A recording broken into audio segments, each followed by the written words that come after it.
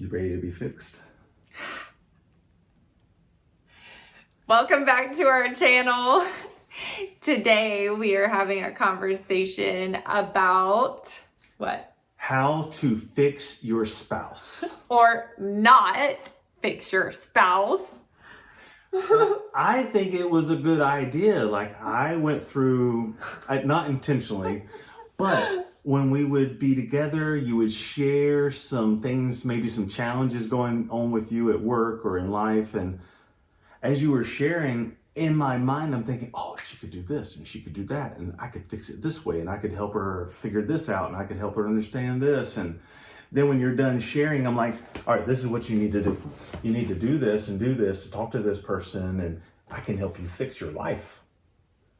And every time I did that, it went bad. Yeah. Like I can remember conversations about I was at the salon all day and I came home and I'd had a tough day. Maybe I had to deal with some guest issues and some employee issues, and I'm coming home and emotionally I have a lot of words that need to come out, to process things that have happened throughout the day.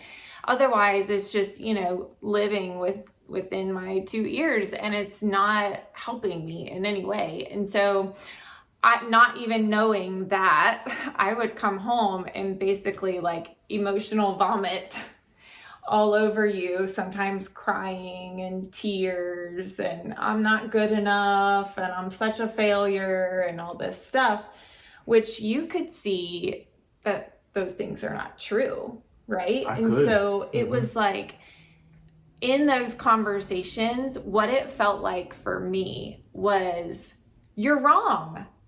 Everything you're saying is wrong.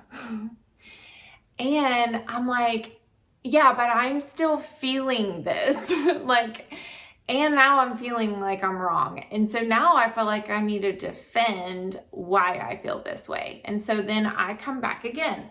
The reason I feel this way is blah, blah, blah, blah, blah. Oh. And then you're coming back with, well, why don't you call so-and-so and do X, Y, and Z?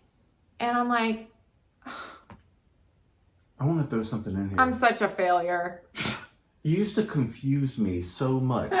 She would say all these things and I would just feel the emotion from you and feel the hurt and feel the pain. And I was like, man, I don't see you that way. I don't see you as being a failure. I don't see you as being this not good enough. And I would speak that over you and into you. And I'd be like, that's wrong. Whatever you're thinking is completely wrong. And I would have tell you how wrong that is. And then you would hear me telling you that you're wrong.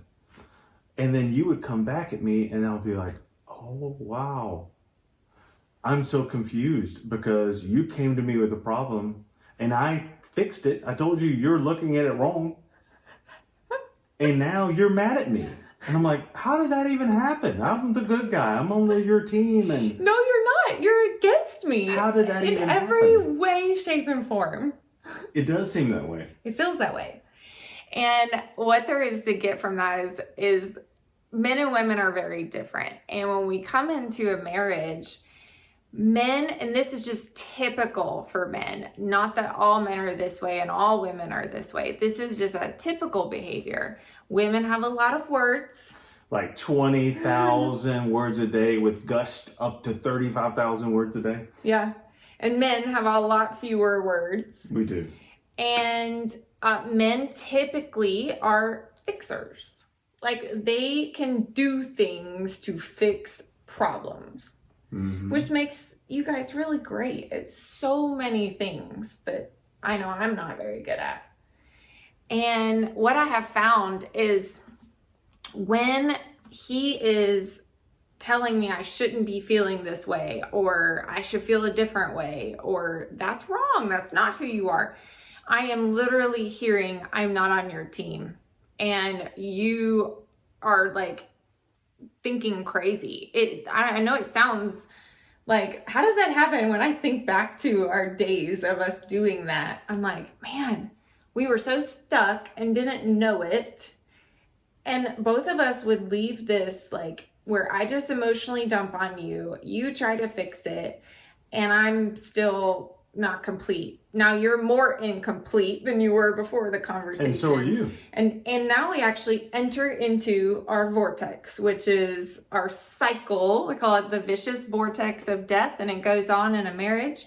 And we trigger, like you trigger me by telling me I'm wrong, and I trigger you by being defensive, and it just goes round and round.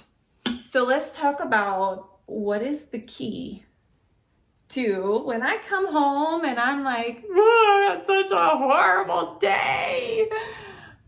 Are we the only ones that feel this way, by the way? Or is this relating to some of your life? Man, yeah. So now when you come home, there's a couple things. Either one, you will either set me up to win by saying, hey, I need to chat with you and I don't need you to fix it. Mm-hmm. Or I need some advice and let me share with you. So either you will set it up to win, or if I am in awareness, I will already be set up to win, to when you start sharing, I can see that, all right, I need to either stop you and say, hey, do you want me to listen or do you want some advice? Yeah.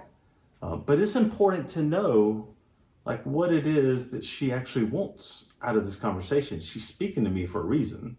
Right. So she wants something, but typically most people want to be heard. Mm-hmm. And so what that looks like is you sharing and then me going, oh, I think I got that. So you had this go on and this is what happened. And man, that does seem frustrating. Yeah, I can really see how you are feeling that way. Yeah. That's literally all I need. Like when he says to me, wow, I can really see why you feel this way. I'm like, one person gets me in this world, and it happens to be you, my favorite person. And when you do that for me and I do that to you, because I'm a fixer too, like I want to fix you and I'm the best at fixing you. Right.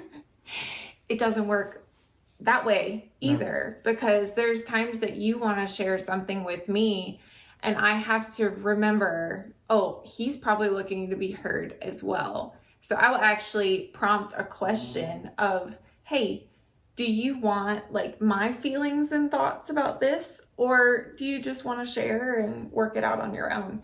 Because typically when somebody's getting heard, they're working it out on their own. And then I can be totally complete with whatever it is I just needed to talk about just by him hearing me. And then what the coolest part is when he offers his advice without me asking for it, it feels like fixing. But when he hears me and listens to me and truly gets what I'm saying, then I'm like, can you share your thoughts about that? I really want to know what you think. And what kind of like advice do you have for me?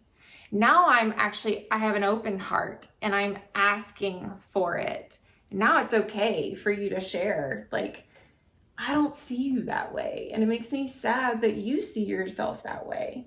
How I see you is blah, blah, blah, blah, blah. And now you're speaking into my heart that's fully open to begin with. Whereas the other way is I get defensive and I go into survival. My heart closes. And now nothing you can say to me is even going to matter because it's like bouncing off my closed heart. Yeah. So your fixing is doing no good. Yeah. No one wants to be fixed. You don't want to be fixed. No one wants to be fixed. Right? Because so it doesn't help. When we're being fixed, it means there's something wrong with me, right? We don't need any more confirmation that there's something wrong here.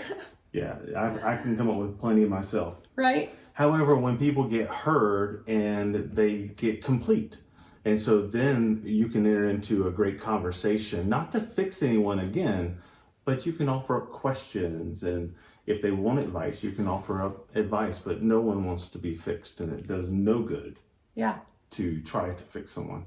One other thing that just popped up for me is that a lot of times when I'm sharing my emotions, we had a lot of codependency going on in our marriage.